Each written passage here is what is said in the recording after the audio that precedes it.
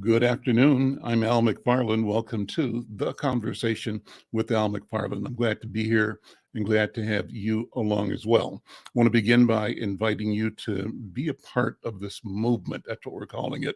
The movement is us talking to us being together. And one of the places, one of the venues is on this program, The Conversation with Al McFarlane. So I'd like you to tell your friends, and no matter which platform you're on right now, take a minute and drop over to the YouTube Insight News channel. Subscribe, like, and share. Subscribe, like, and share. We've got fewer than 300 subscribers right now. We're trying to grow this into a movement, and we have a goal of getting 1,000 people subscribing to the Insight YouTube channel. Sisters, brothers, friends, neighbors, I'd like for you to be one of those 1,000 people. And I'm asking you to act now, do it right now, and tell your friends. When you share, tell your friends, hey, they're having a conversation over on YouTube, and you should be a part of it. Well, today's program includes two great guests. We're going to spend a bit of time with the mayor of St. Paul, Mayor Melvin Carter. Some good questions for him, a good chance for him to lay out his idea of movement, positive developments for our city, for Twin Cities and St. Paul in particular, but also some of the problems that he's been facing as the mayor around the area of public safety and police relations. We also, later in the program, are going to connect with one of my colleagues and friends, a thinker, an organizer, a planner in the community, Brother James Trice, with the Public Policy Project. He's got an editorial opinion piece running that will be available at our website, insightnews.com, starting tomorrow, but will be one of the featured opinion pieces in the next edition of Insight News next Monday. So we'll talk about that article dealing with the Tyree, the shooting, the death, not shooting, but the beating death of Brother Tyree in Memphis, Tennessee. Brother Tyree Nichols. Well, let me begin with what I call the hot topics. And I've got several for you today just to get the conversation going. They include, let's look at and talk about what's happening with the state's criminal case with Tutao. As you know, Tutao is one of the officers involved actually in the charge in the shooting death, the beating death, excuse me again, of George Floyd. And I'm looking at an article now from Kyle Brown over at KSTP TV. I'll sort of read some and summarize some, but it lets you know where we are at the moment. This article was published yesterday, January 31st, late in the evening. And it says that a Hennepin County judge will soon determine whether to convict former Minneapolis police officer Tutao on charges connected to George Floyd's death. Tao, who is charged with aiding and abetting second-degree murder and aiding and abetting second-degree manslaughter, waived his right to a jury trial in October, and he opted to have a judge, in this case, Judge Peter Cahill, decide his case by stipulated evidence instead. So what's going to happen is that what happened is that on Tuesday, the state prosecutors and Tao's defense attorney filed their closing arguments in the bench trial.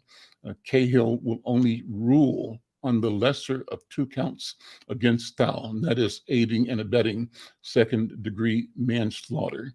Videos of the arrest led to Floyd's.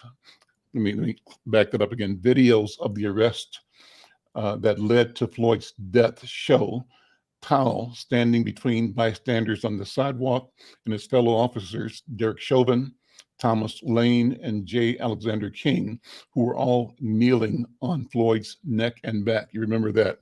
Finally, in his closing arguments, defense attorney Robert Paul claimed that Tao is innocent because he followed his police training and did not intend that his specific actions were done to assist in the commission of a crime.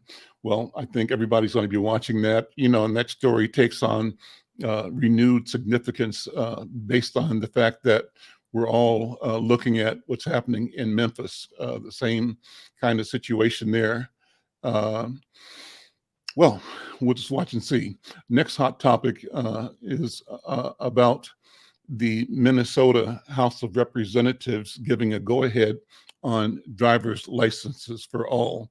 And this is a story that's at insightnews.com. You can go there and find the story. It's a report by Margaret Stevens of the Minnesota House Session Daily, posted yesterday. Again, it's at insightnews.com. And it says that driver's licenses for all has been proposed before, that the House, however, passed it before. And after a lengthy debate this past Monday, the House did it again. House File 4, a bill that would eliminate the need to show lawful presence in a country to get a driver's license or state identification card, got a green light again with a 69 to 60 vote.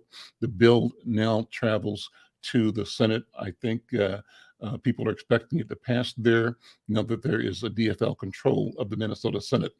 The note says, or the story says, it would this bill would bar special markings on the license related to a driver's immigration status, and it includes data protection while ensuring law enforcement and other agencies have access to the information they need to do their job. Notably, the Secretary of State's office, which administers the elections. Well, finally, the bill appropriates $2.9 million from the vehicle services account in the next biennium for implementation. So that's something that's been discussed for a long time. It's important. I think the mission, the vision is to not have regulations and rules for licensing, restrict people from leading productive lives because their status is in question, forcing them into the shadows because they may not be documented in the way that some want them to be. Another hot topic, lawmakers advance a bill seeking $280 million to fund innovative crime prevention programs. This also available in Insight News at insightnews.com.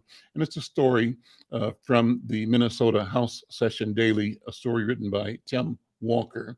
And it starts with the statement, to protect and serve is a common slogan in law enforcement agencies, but to heal and restore should also be part of the equation, according to Representative Cedric Frazier, a DFLer from New Hope.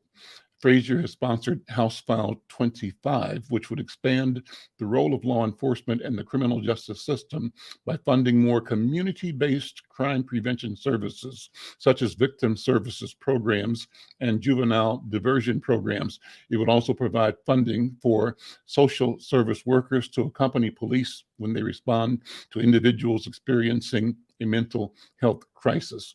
The bill takes a what they call an innovative and multifaceted approach for the reduction, intervention, and prevention of crime, Frazier says.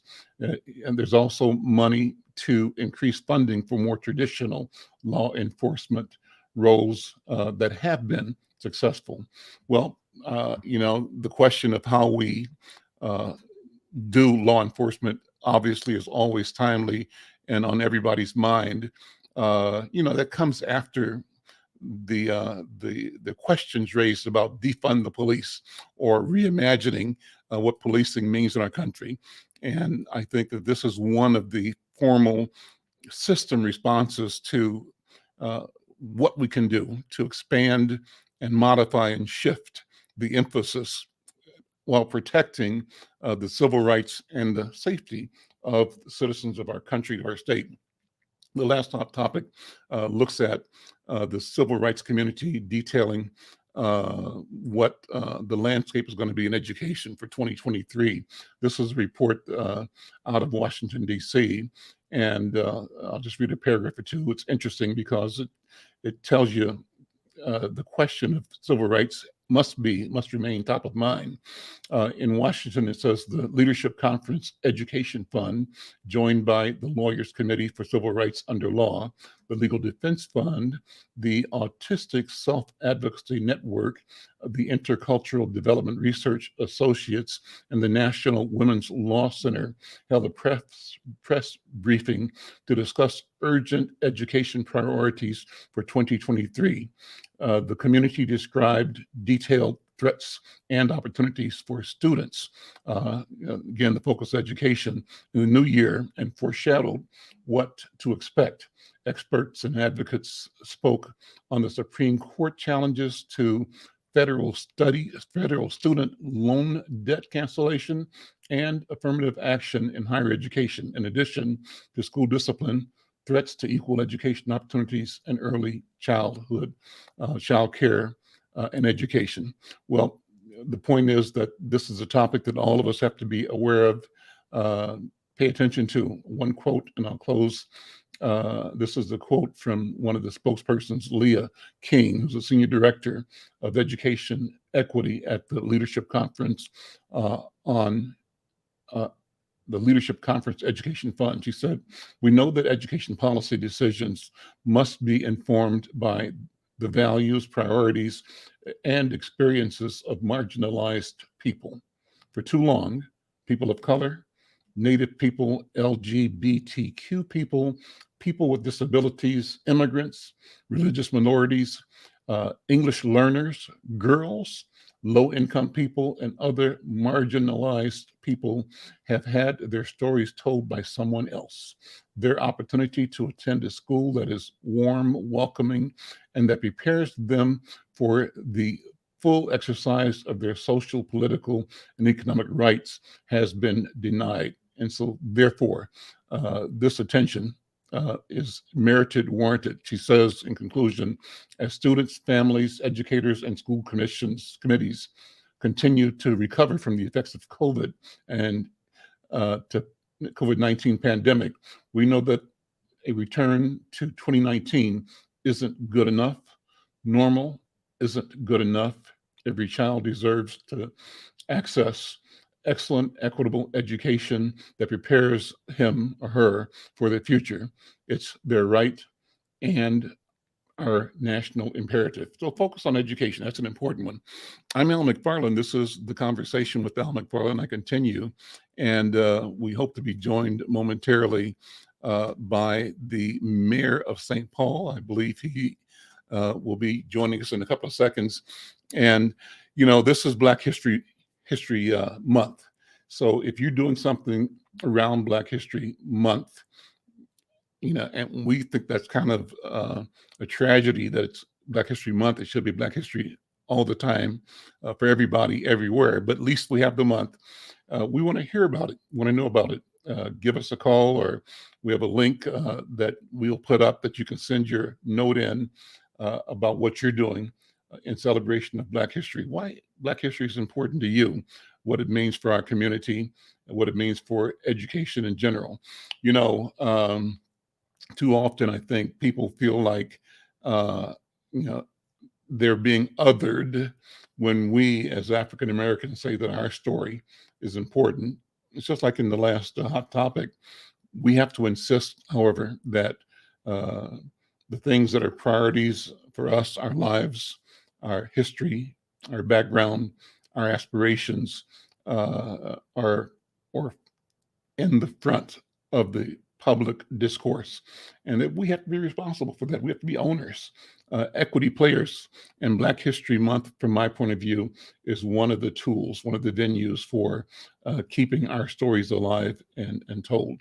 I'll be asking the mayor his thoughts on that when he joins me momentarily. And I want you to make sure you stick around for the conversation I'm going to have with James Trice after I interview Mayor Carter. He's got an excellent piece that looks at what's happening in Memphis and contextualizes that in examining the impact, how far we've come, if we've come very far, in resolving racial tensions, racial issues. I want to note an event coming up on February 2nd. It's called Moving to Minnesota, the Migration and Immigration Experience. The city of Minneapolis, it's going to be at Minneapolis's Public Service Building from noon to 1 o'clock tomorrow, February 2nd. I think it's open to the public. And it's the first of 4 Black History Month events being held consecutively on Thursdays in February 2023. That's at the Minneapolis Public Service Building, the conference room 100 at 505 4th Avenue South in Minneapolis tomorrow at 1 o'clock.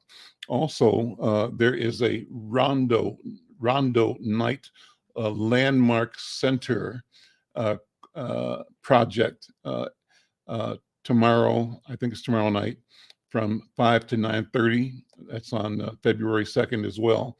So if you've got other events, oh, well, here's a note about that. St. Paul Winter Carnival is presenting Rondo Night. You can learn about the history of the Rondo neighborhood. You can sample foods from a Taste of Rondo Bar and Grill and enjoy performances by Rondo-based artists and support BIPOC artisans, businesses, and organizations. The Rondo Night is free and open to the public, and this associated with the St. Paul Winter Carnival. If you've got events that you're doing that you want to share, we want to hear about them, and we'll be putting a note in the crawl so that you can send things to us. I think Mayor Carter is here, and if he is, let's bring him in. Mayor Carter, there he is. How you doing, Mayor? Mayor McFarlane, I'm doing pretty good. Well, thank you for promoting me. I'm glad Absolutely. to be in your company and joining the ranks of the great ones. You certainly are one of the great ones. Thank you so much for being here. Let me just start by, number one, asking you to say what's top of mind for you considering Black History Month. Oh, wow. What's top of mind for me, considering Black History Month? That's an enormous question right now. You know, we're in an interesting space, and you and I are going to have this conversation because we entered Black History Month sort of at the intersection for St. Paul of, you know, I think one of the most exciting things we've ever done, one of the most direct investments a city, a municipality in America has ever made directly in our African American community and our Inheritance Fund, which we're going to talk about today.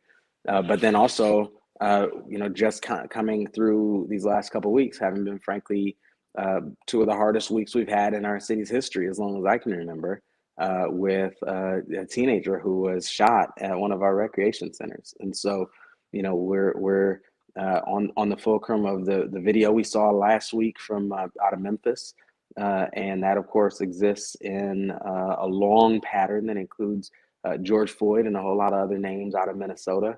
And so I am, I think, standing right on that balance of feeling like we have an opportunity to do incredible things moving forward, and feeling really humbled and in some cases heartbroken by some of the circumstances we have in hand right now.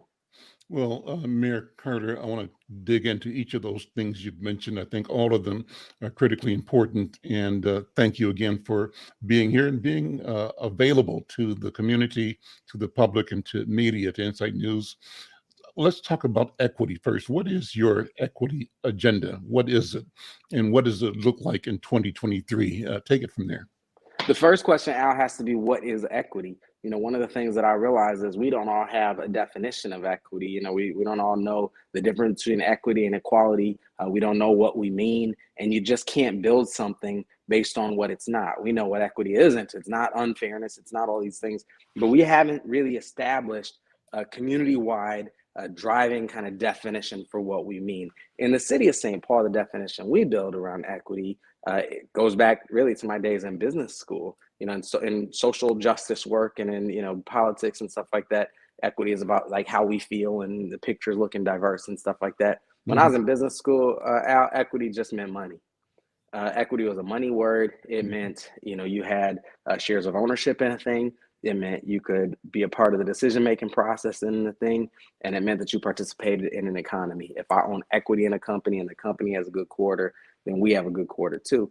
And so our approach to equity really has to guide everything. We can't have an equity project that's off to the side. It has to be core to everything that we do. And it's those three things I just described. Our goal is to make sure that when we identify communities and neighborhoods that we know need to be better served by city governance, then our job is to identify people from that community or from that neighborhood to come be part of the decision-making process. That's why everything that we do it through participatory governance, whether that's hiring my cabinet or whether that's setting the city budget or whether that's reimagining public safety. It all has to happen by bringing people together so that it's more than just my opinions going into the decisions that we create.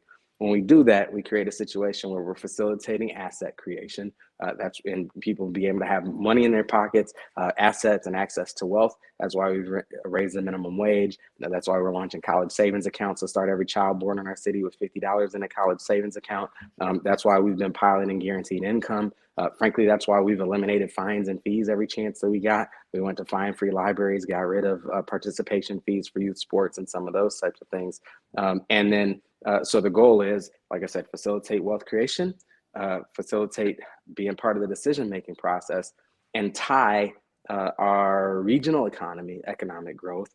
When we raise our skyline or we expand our tax base, it ought to just make somebody have an easier time paying the rent. So through, again, all those things I just described, from minimum wage to guaranteed income to families first housing subsidies that we're doing, is all part of this broader equity agenda that we're moving together. Well, let's sit in that just a little bit more, Mr. Yep. Mayor. I kind of want to get a sense of what you thought equity might have meant before this time. If you think back in your dad's and your granddad's time, our presence in the community in St. Paul, you guys are a legacy family. And what was the feeling of equity? And you used the word, in the olden times, equity meant ownership, shareholdership. But was there a sense of equity and ownership of the public enterprise, the enterprise of governance by our people? Or, this is what I think, I could be wrong, was there a sense of exclusion where our people either were or perceived themselves to be pushed out, locked out of the authority, the responsibility, and the power of decision making that equity implies? What do you think? Al, that's exactly what it is. I mean, it's something of a question that answers itself. When we look at, for example, the history of Old Rondo, which you're well aware of, where our historic African American community thriving, where folks were homeowners and landowners and business owners, got completely bulldozed to build I-94. You know, the reason that happened is because we didn't get a chance to be a part of the decision-making process. All of my staff has all heard me say, every decision that's ever been made is always made to benefit the decision maker. And so when people don't get a chance to be part of the decision-making process, it's not surprising. It should not be surprising that those decisions don't benefit them. And so this is our mantra, that I'm the first person of color to serve as mayor in St. Paul. But if I disappear in the third floor in my corner office and close the door and say, I'm going to make some decisions by myself, then that would be more of the same. That wouldn't be a route to a fundamentally kind of new future for us. And so that's the approach. I think there's been an evolution, and we end up with some, I think, generational gaps, Al, because there was a day when we as an African American community had to say, like, we want to make lynching us, we want to make attacking us brutally illegal, right? Mm-hmm. Like it was legally sanctioned. Now we clearly still have some issues to do where that's concerned, particularly around, you know, some of the instances of police violence that we've seen up until just last week, and this concept of qualified immunity that we have to keep taking on. But then there's this day where it says, okay, we want equality. We just don't want to be treated different. But in truth, and the inheritance fund is a perfect example. We've always been treated differently, right? Mm-hmm. And so if, you know, and people have used this example a lot, if our families are the ones who've had our family inheritance stripped, legally, systemically, generationally, time and time again, every time my grandfather or my great-grandfather or my great-great-grandfather started to get ahead, something happened where the government levers were used to strip those resources, to strip that family inheritance, then all of a sudden, it would be pretty arbitrary to say all of a sudden everybody should be treated fairly. Now that, so many people, particularly in our communities of color and particularly in our African American community, have been given such a significant disadvantage. Well, and as we're doing the inheritance fund and saying we're going to help people rebuild this inheritance, people go, this is a new concept. And I always tell, it's really not. One of the most established concepts in American society is that if there's a wrong and that wrong involves a financial hardship, well, then it needs to be restored. That's all we're doing. Mm-hmm. Let's talk about your People's Prosperity Guaranteed Income Pilot. What is it? Yes, sir. How does it work? And what's ahead for it? So we've got 4 guaranteed income pilots in place now. I'm one of the founding mayors and also one of the national co-chairs of an organization called Mayors for Guaranteed Income. We are created a pilot in 2020 where a cohort of, I think, about 150 families with very low-income families with very young children received a $500 monthly benefit for a period of 18 months. And we track, and no questions asked. A lot of the stuff we do around poverty says, here's some money, but you can only use this for groceries, or you can only use this for food, or you can only use this for, well, groceries and food, the same thing. Or you can only use this for healthcare, you can only use this for childcare, those types of things. But we're saying no questions asked. And so, we're piloting this and evaluating what impact it can have on the families, on the children, on our local community. And it's been pretty wildly successful. So we're excited to see kind of how it goes. There's one city ahead of us who started it before us. That's Stockton, California. Their former mayor, Michael Tubbs, launched it. And St. Paul is the second city to do something like this.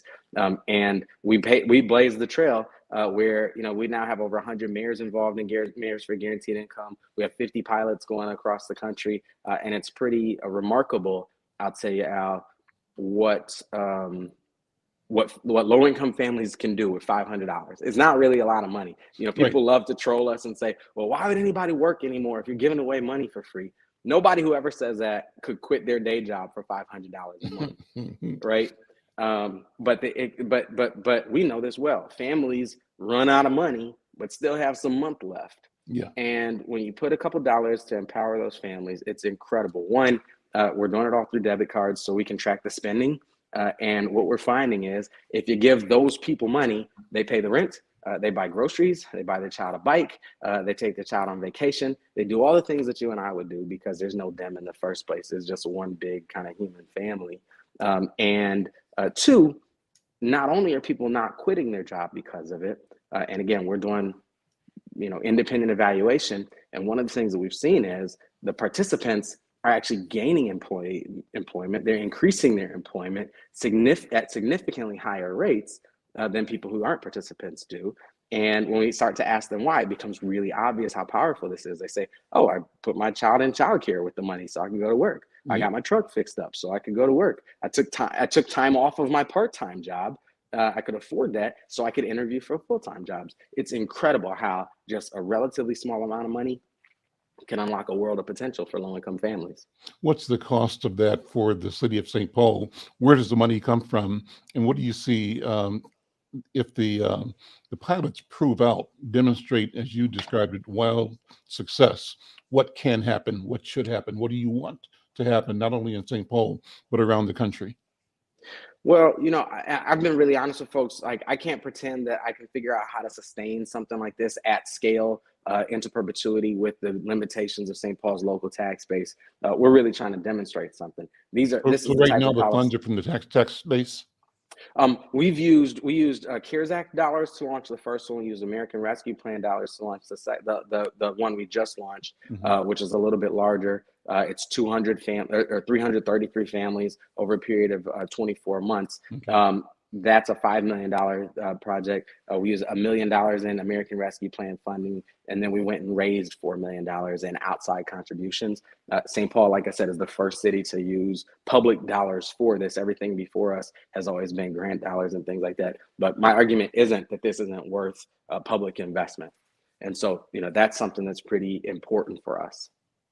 And so the vision long-term is what? You demonstrate, you have the data that says, you know what, just a little help significantly alters the opportunity, the life, the stress for residents of our community, and enables them to move of their own volition That's right. towards greater productivity, greater satisfaction, greater engagement.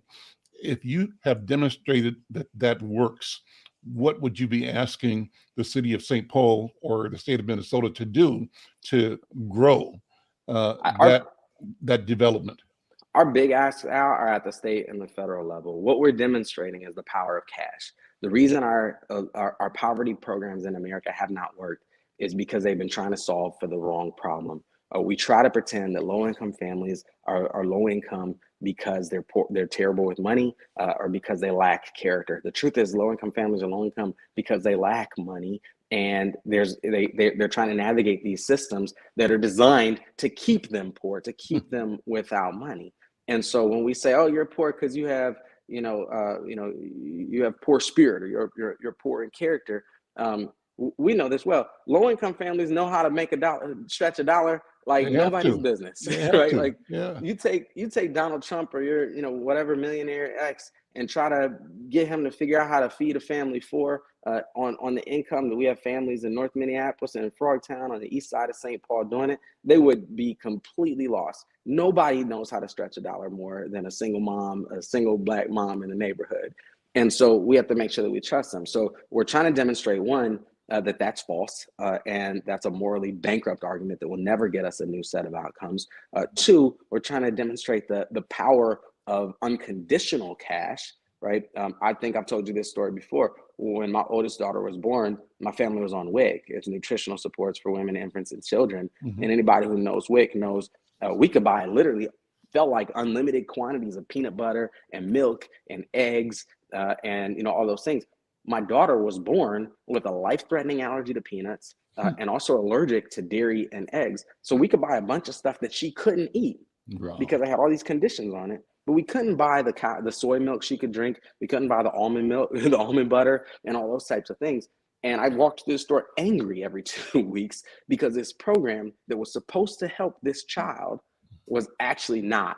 Because we try to pretend in City Hall, or we try to pretend in the state capitol, we know better how to raise this child than the child's parents do. So that's one of the things that we're doing. What we do know is the program helped the farmer. What'd you say? What we do know is that the program helped the farmer, That's right. That's exactly right. and And that so might we have have. been the greatest intent. So Al, And this helps us hold accountable our these public programs that are supposed to be helping us, mhm, to make sure that they are. And so it's relevant not just in the realm of like guaranteed income, but it's relevant to the checks that Governor Walz is proposing right now. mhm. It's relevant to our child tax credits. That we did a partial child tax credit. We did an expanded child tax credit during COVID, that lifted millions of children in America out of poverty, but then we let it expire and let them slide back in. Governor Walz has a child tax credit, a state level child tax credit proposal in front of him right now. So this policy and the learning that we're doing through these pilots across the country can be very relevant in a whole lot of public policy decision processes that mostly happen, frankly, at the state and the federal level. Mayor Carter, you mentioned at the beginning the tragedy, the shock the community is going through because of the shooting over at Oxford Community Center. Take a minute, if you would, just to reflect on what happened there, kind of why it happened, and what the community and the city are doing together to bring both awareness and healing to a Yeah. tragic situation. I'd also like you to put in context, because in this case in St. Paul, a Black person shot another Black person. And as we looked at that as not a law enforcement issue, the same dynamics existed in Memphis with the Yeah. beating death of Tyree Nichols. So maybe you can't put connections there, but if you can, what do you come up with? I come up with a lot, Al. I've been in the city all my life, minus college. And I'll tell you, I just can't recall. I can't come up with something more painful than what happened just a couple weeks ago. That was, and we've been through COVID, we've been through George Floyd, we've been through a lot here in the Twin Cities. The notion of having a young person shot in the head at one of our recreation centers, and anybody who's following the news knows this next part, and that's allegedly shot by somebody whose job it was to take care of him. is just such a profoundly gut-wrenching thing to experience as a community, and it hurts.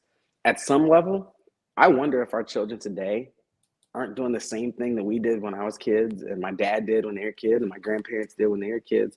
And that is, kids get into fights, right? They're going to get into fights, and they're going to try to hurt each other. And if they have sticks, they're going to try to hurt each other with sticks. If they don't, they're going to try to hurt each other with fists. If we as a community, if we as a country, if we as a state decide that we want to have the type of community where anybody and everybody can get their hands on a gun, then every single one of those conflicts has the potential of erupting into a gunfight. And that's one of the things that we're seeing. Another piece that we're seeing is, and I've shared this pretty publicly, my disgust that state law says, as the mayor of St. Paul, I can't tell people just a simple thing. You can't bring a gun to the rec center. You can't bring a gun to your library. We can say that where schools are concerned. Private businesses can say that where their private property is concerned. But public entities like us don't have the ability to do that. These are literally centers for caring for children, and we make it legal for folks to carry their firearms there. And so one of the things that I vowed is we're either going to change that at the state legislature, and there's a lot of folks who are interested and supportive of that, or we're going to challenge it in the courts. Like, that's just unacceptable.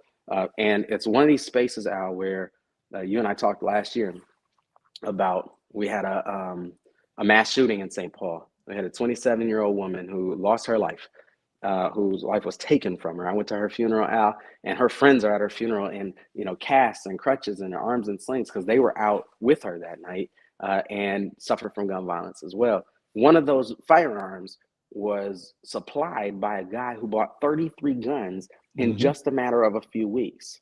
And the newspaper articles are full. And please, I want your viewers, don't take my word for this. You have to Google it for yourself, because it's so ridiculous that you have to see it for yourself. The newspaper articles are full of gun store employees talking about just how suspicious, all the reasons they thought this guy was suspicious when he came to buy the guns from them, and yet they still sold them. They sold it. Yep.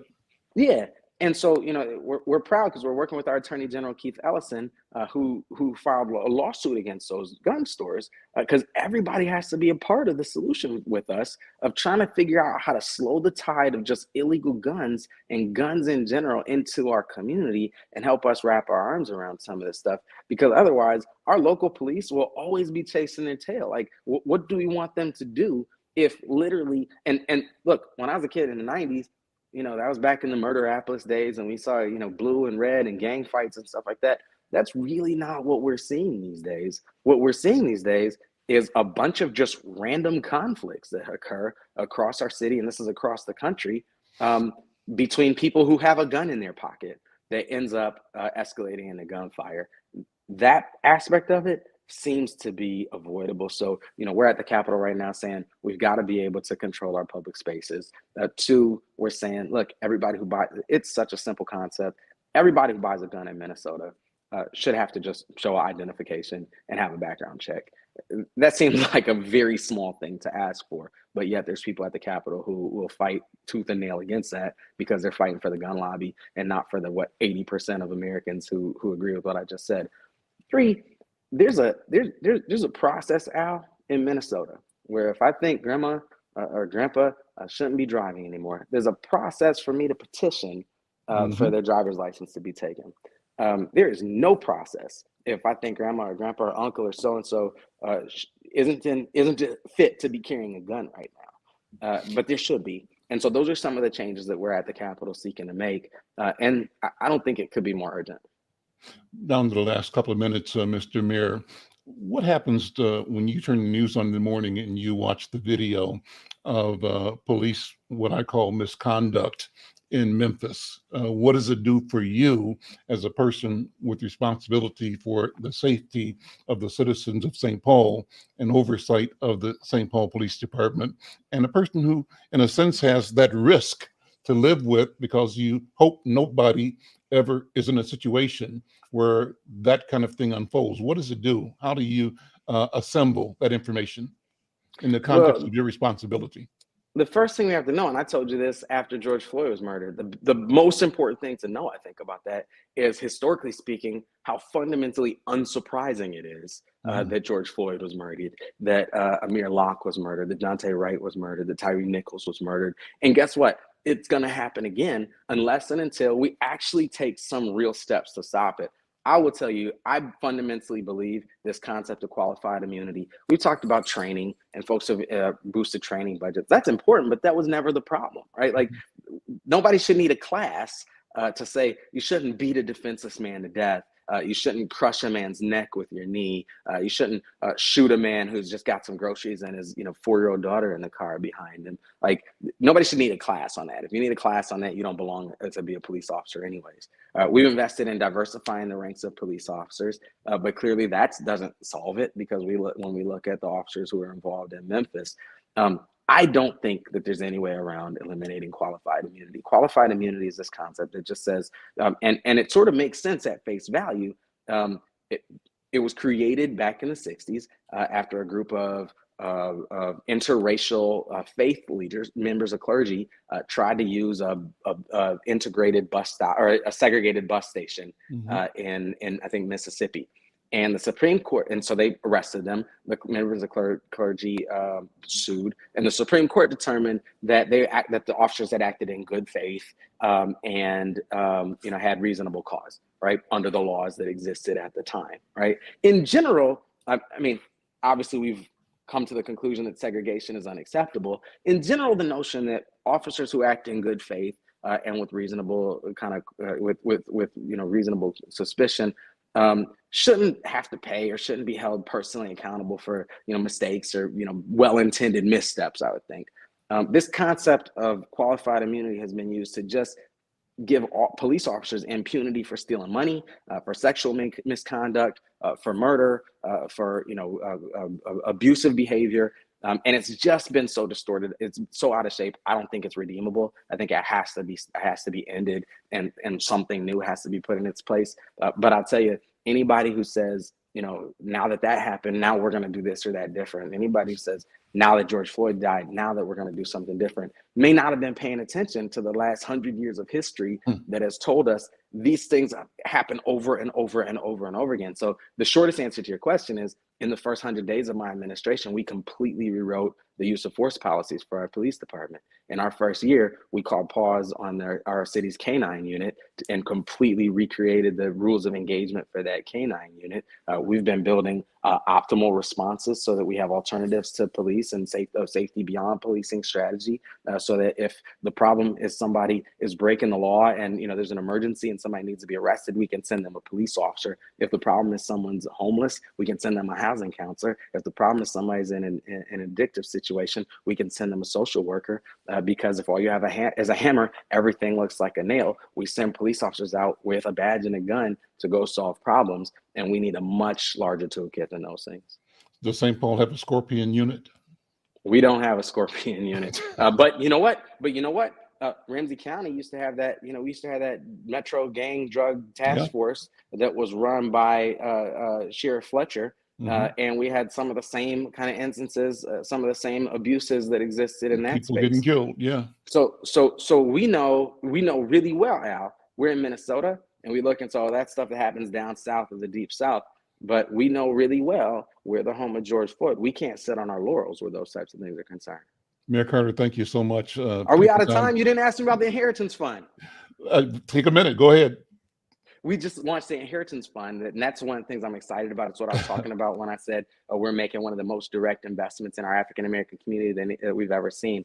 Many of your viewers already know the story of Old Rondo. I mentioned it earlier, where we saw close to 700 homeowners who were displaced to build that freeway. We've issued public apologies for decades, but no resources. There's research out that says that project, that freeway, and the decimation of Old Rondo stole, in today's dollars, more than $100 million, up to between $157 million in wealth from our African-American community right here. We've said sorry, but we haven't put the dollars back. So one of the things that we just launched, and the city council just passed it a couple weeks ago, and in a couple weeks, they're poised to put just over $2 million of additional money into it. Our goal is to launch the Inheritance Fund. which provides up to $110,000 in fully forgivable financing to help direct descendants of Old Rondo purchase a home, or up to $85,000 to help direct descendants of Old Rondo rehabilitate an existing home. I'm really excited about that, and I'm hoping members of our community will take full advantage of those resources. And that sounds like a practical and local and doable reparations strategy. It's repairing something specific and recent. Something very specific, something very measurable. We know who those families are. And so, we can use this to facilitate home ownership. We can use it to facilitate wealth creation, to help bring folks back to our community. We're just really excited about all the things that we think can happen through this policy. Mayor Carter, will you come back and talk more about these as these unfold? Absolutely. Can't wait. Thanks for having me on. Thank you so much. We'll see you next time. You too. Take care. Well, what a wonderful interview. Thanks to the mayor. And we continue. I want to bring in my next guest, and that's James Trice. James runs the Public Policy Project. And James, brother James, good to see you, first of all. This conversation is right down your alley. So I know you've been watching with intensity and listening, and love to have your critique on the discussion, where we went with it. But I want to start off with letting people know that you've got a piece coming up. It'll be available online tomorrow at insightnews.com. The piece is entitled "The Hate That Killed Tyree Nichols." It's an opinion piece that you've organized and you've written, and we're publishing it online, but also it'll be a major op-ed for next Monday's edition of Insight News as well, available everywhere on newsstands around Twin Cities. But I wanted you to talk about both the content, and maybe you've got a summary, first of all, of what you're telling people when you describe, as the title says, "The Hate That Killed Tyree Nichols." Yes, thank you, Al, for having me, and I appreciate your show, and I appreciate what you do for our community. You are a champion in our community, and help keep us informed about all of the issues that impact us as Black folk. And so I really appreciate you and the work you do. I do want to also underscore the work that Mayor Carter is doing there in St. Paul, and say kudos to him. And this heritage program is wonderful. It's good to hear that. This is long overdue. So I appreciate Mayor Carter for initiating this, and we see some things change. It's a form of reparations. It's not totally reparations, but it's a form of reparations. So yeah, about my piece, I think all of us were shaken. I'm still trying to process this brutal beating of this Black man at the hands of Black police officers. And my piece really, if I can just mention one piece of it, in the first paragraph, the recent brutal beating. And again, today is Black History Month, right? The first day of Black History Month. The recent brutal beating of the murder of Tyree Nichols, a Black man, on January 10th, 2023. He actually beat on the 7th, and he died on January 10th by 5 Black police officers in Memphis, Tennessee. It underscores the fact that the pathology, which is a psychological disorder of anti-Blackness, is alive and well in the hearts and minds of some white folks as well as some Black folks in America. I truly believe that this is really the reason for the visceral hate that and the brutality that Black lives, men, women, and children experience at the hand of law enforcement in this country. People want to talk about the race of the officers and say, because they're Black men, then this could not be anti-Black Black hate issue or racist issue. I would strongly disagree that this is an aspect of this anti-Blackness that really permeates America and really lives and is woven in the fabric of America and everything we do. And I don't care how many, I know Mayor Carter talked about the qualified immunity, and people are talking a lot about this. People talk about the George Floyd and Policing Act. I think those things are all well and good. But I think no matter what reforms you do to this apparatus of police and all of the reforms in policing that we do, until you deal with this deep-rooted anti-Blackness, in America that's been here for as long as America's been America, then we're going to continue to have black and brown men, women, and children brutalized and murdered by police. I'm still trying to process it. I'm still trying to process this whole thing. I've watched it, and it's hard to watch, but I forced myself to watch it. I want to make sure I was seeing this correctly. Are these brothers who are doing this to another brother? I mean, I'm still processing this, and the more I talk about it, the more I'm angered, confused, disoriented, and all of those adjectives around what happened with this young man, 145 pounds and probably 150 pounds soaking wet. And these men appeared to be more than 200 something pounds, each one of them. And it's like they did it with reckless abandon, as if nothing would happen to them, as if he was just some rag doll thrown against the car and left to die.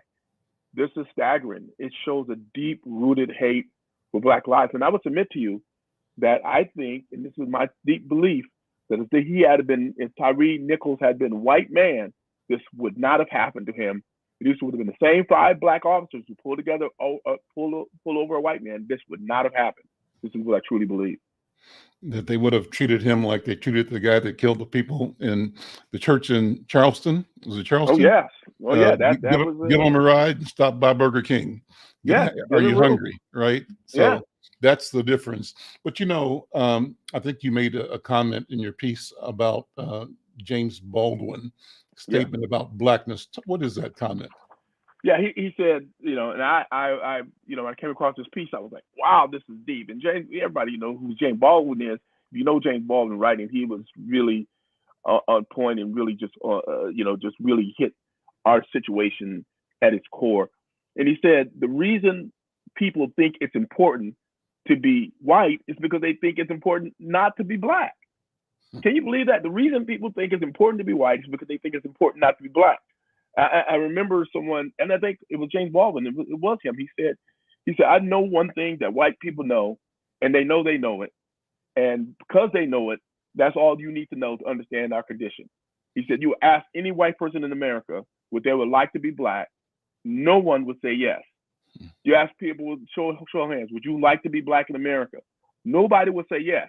And if you know that, then you know the condition that black people face and suffer. You know the issues. And so why not do anything to change this? Nothing is being done to change this. You talk about training. You talk about, Mayor Carter so eloquently talked about, nobody has to. Why do you have to go through some training to tell you how to treat people right? Right? That's just, you should not be a police officer there, right? And again, I'm not an advocate for defunding the police. I do think it needs to be reorganized, reconstituted, rethought out. The whole idea of policing, the whole idea of public safety needs to be uprooted and reimagined. Reforming it is not going to do it because it's going to be the same old thing over and over and over again. Drill in on the discussion in community about these 5 officers being black. Now there have been a couple of other people suspended, but not charged yet. I think one of whom, maybe 2 of whom, might be white. One for sure.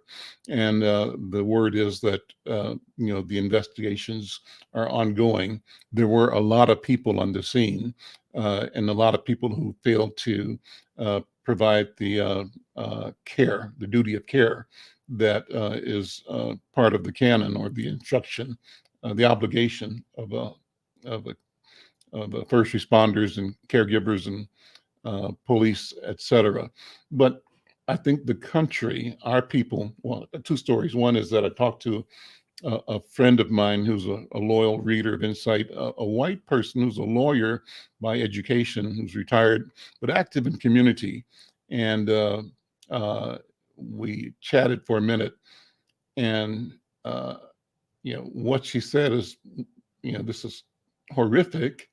And I'm glad the officers weren't white. And so it just struck me because, James Trice, you and I know when anything like this happens, what we say to each other without even using the words, is he black or is she black? Or we say, right, we're glad it wasn't a black person that did this dastardly deed, whatever it is. So I said, that's interesting because I didn't know that white people came to the same discussion in a stereophonic or no, in a mirror image from their side. She said, I'm glad the officers weren't white. And I can understand it on the one hand. Talk about that, how we both come to wanting to make sense of. And sometimes it comes differently. What do you think? I'm with you, Al, and I would think, first of all, to respond to that, that if the officers were right, I think we would have the same visceral response as we did with the murder of George Floyd. Mm-hmm. I think our cities would be burning. I really believe that. I believe cars would be turned upside down. I believe buildings would be bombed, blown up. I think, and let me just say this. That's not to say that Black people were doing all of those violent acts. I mean, let's be clear about it. There's evidence to suggest that there were, infiltrators from white communities that came in and instigated this and were really doing a lot of the vandalism. But yet we would be marching a lot more vociferously than we are now. Excuse me, I truly believe that we're still discombobulated by seeing this. Mm-hmm. I know that I am. I'm still trying to process this. And I'm angry, yet I'm confused, yet I don't know what to do with my emotions now. And I'm still trying to figure it out. I know I need to go talk to my therapist and kind of sit down and say, let me help me process through this. He may need to say the same thing to me. We're still trying to process this because it's like, where can those Black men go now, right? I mean, where can they go? And I'm not in any way, shape, or form, so we need to have sympathy for those guys. What I'm saying is they are going to be now excommunicated from our community. They're not going to be able to go to the same. What I heard yesterday, they were removed from their fraternities, right? They were part of fraternities, college fraternities, frat brothers. Mm. They have been excommunicated from this is just what I've heard. Mm-hmm. And it's like, where can their families go, right? Mm-hmm. And so we're still trying to. You got children. Where do your kids go to school? What do their children say, right? What do they when their kids go to school now? What do their friends of those kids say to their friends? Like, your dad just killed. I saw your dad on TV doing this. I mean, so it's a whole reverberation of responses that are still moving across our community as to what we need to do with this. I mean, so anyway, I just want to say I think we're still discombobulated, and I think we're turning inward, and I think we're trying to figure out, still trying to process this, trying to process what to do with this and how to handle this. However, I do think that Black folks do believe that these Black men need to be held to the highest extent of the law, need to be punished. And so should everybody else. And so should everybody else. We've got to end it right there. James, thank you so much. Good to see you. Read the article tomorrow at InsightNews.com, next week in the print edition of Insight News. I'm Al McFarlane. This is The Conversation with Al McFarlane. We'll see you tomorrow. Take care. Bye-bye.